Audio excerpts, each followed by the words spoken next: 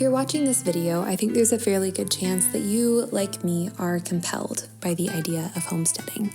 There's also a fairly good chance that you have this idea when you think of a homestead of, a dairy cow, some chickens, a massive garden that's producing a ton of produce. And I get it. I have that picture in my head too.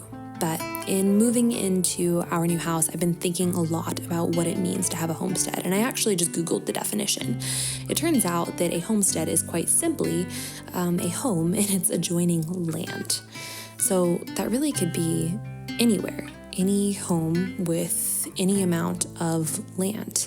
It comes from, in Old English, the words home and stead. And with that, there's this idea of being at home and life being rooted in the home and around the home. And if you look up the definition of homesteading, that's when we start to see this component of self-sufficiency. It's defined as more of a self-sufficient lifestyle, and that often takes the form of, subsistence farming and preserving one's own food.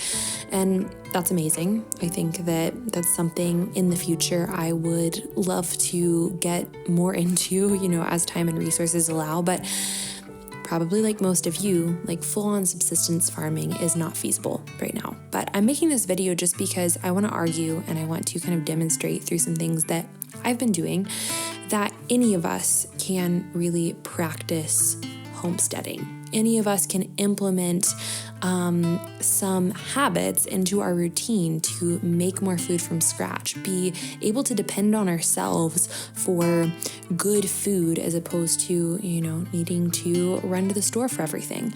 Not that there's anything wrong with choosing to do that, but I just think it's incredibly empowering and fulfilling to be able to do things with your hands, to make food with your hands, and to enjoy the quality and the fruits of your labor. So here are just a few things that we've been doing to quote unquote establish our tiny homestead. And the first thing is investing in a good, high quality water filter. This is because water is one of the most common things we are encountering in our day-to-day. We certainly depend on it to live, and it's really important from a nutritional and just a health perspective to have high-quality filtered water. So as opposed to relying on, something that sits on the counter or in the fridge that I have to fill up, my husband and I really wanted to get something that would just come out of the sink. So we got a reverse osmosis filter. My husband was really kind to put this in. And I know that's just really going to impact everything else we do in our kitchen and benefit our health as a whole. So the second thing that I am doing to establish my tiny homestead, we will see, is activating my sourdough starter. Sourdough bread is just so phenomenal on so many levels. First of all, I think it is incredibly delicious, the most delicious way to make bread in my opinion, but also nutritionally it has a lot of benefit.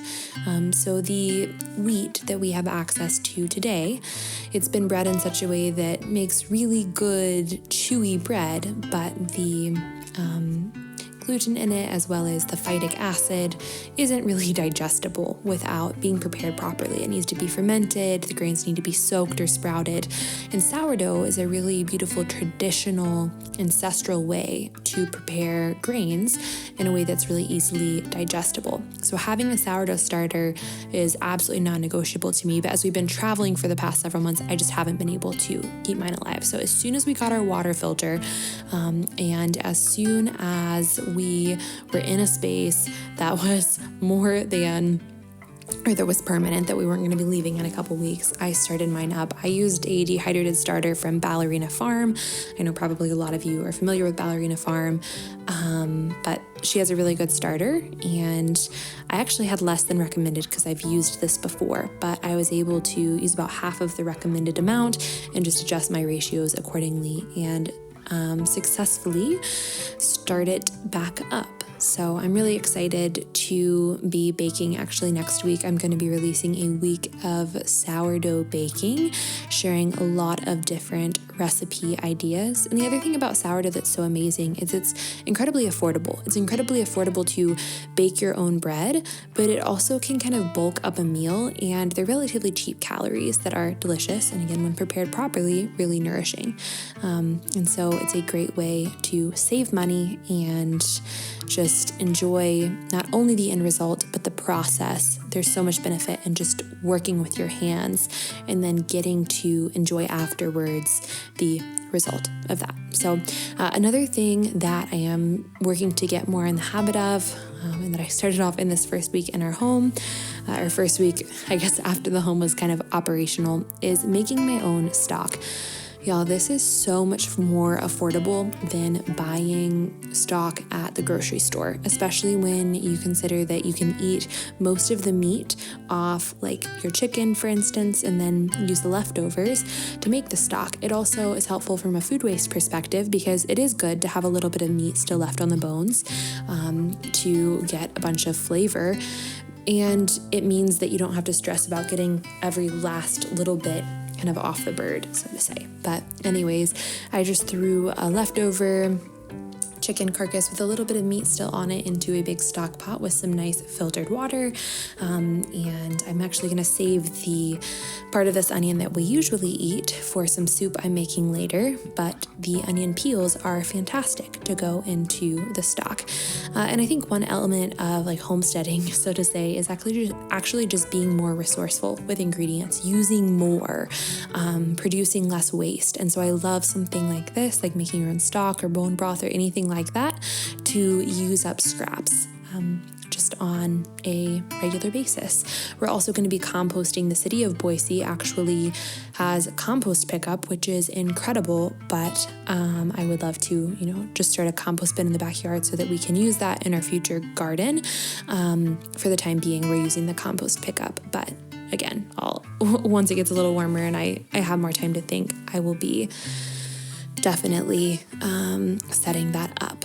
But I got from this massive pot about 4 quarts, so I guess a gallon of stock for probably half the cost of what it would be at the store.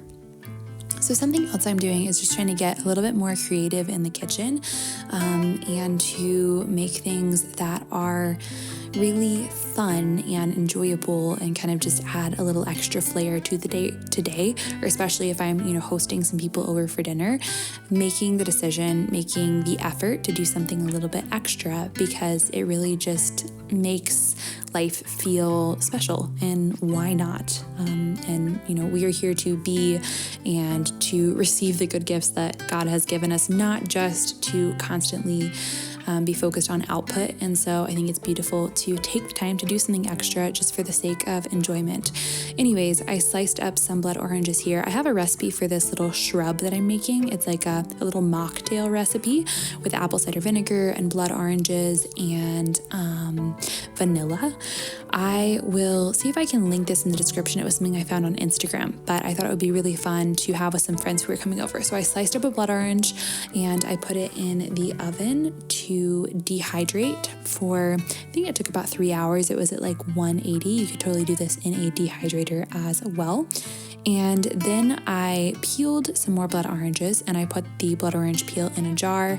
This ends up getting muddled with sugar, with apple cider vinegar, and with vanilla extract. And then after that, you're going to add the flesh of the oranges as well and continue to muddle it. You can put it on the stove, which I ended up doing to get it even more combined and get even more flavor out of it. But ultimately, this is then going to go in the fridge for about 4 days. I kept it in the fridge for, I think it was 4 days. And then you can mix it with like sparkling water and put one of those cute little oranges on top for a fun little drink. But you can see it turned out really, really beautiful. I was obsessed with just the light filtering through it in and of itself. And I just want to emphasize here again that there's so much beauty in just taking time to do something extra, because it's fun and because it makes the day feel a little bit more special. And I think a big thing that as adults we fail to do is to have fun, and that certainly doesn't help our stress levels. I've been doing a series on Instagram on cortisol regulation, and that's actually a big part of it, is having fun. Okay, but the last thing that I just wanted to touch on today is gardening, and it is currently the end of January as I am recording this, so it is definitely not prime garden time, and we're really focused on moving in and kind of setting up the interior of our house right now, but I am super excited in the springtime to use the bit of space that I do have to grow at least a few different vegetables and fruits, ideally in larger quantities, so that I can then practice preserving them. I would love to learn to do some more canning. I know this is something that my parents did teach me to do, but on a very small scale. So I'd love to do a bit more of that and then be able to eat these foods that we really enjoy kind of throughout the season as it gets colder, or rather eat foods that were harvested in season even as it gets colder and we have less access to them. But right now I am just potting some plants for indoors because this adds a beautiful little touch, helps with air quality, and I just think that plants are so wonderful when it comes to like lifting your mood and just making a space feel nice and cozy. So anyways, that's really it for today. I hope you enjoyed this kind of random little video. If you made it this far, just FYI, Basics, my starter guide, is 25% off through the end of the day today, and you can still enter that giveaway today for free nutritional therapy. So definitely take advantage of that. And until next time, bye y'all.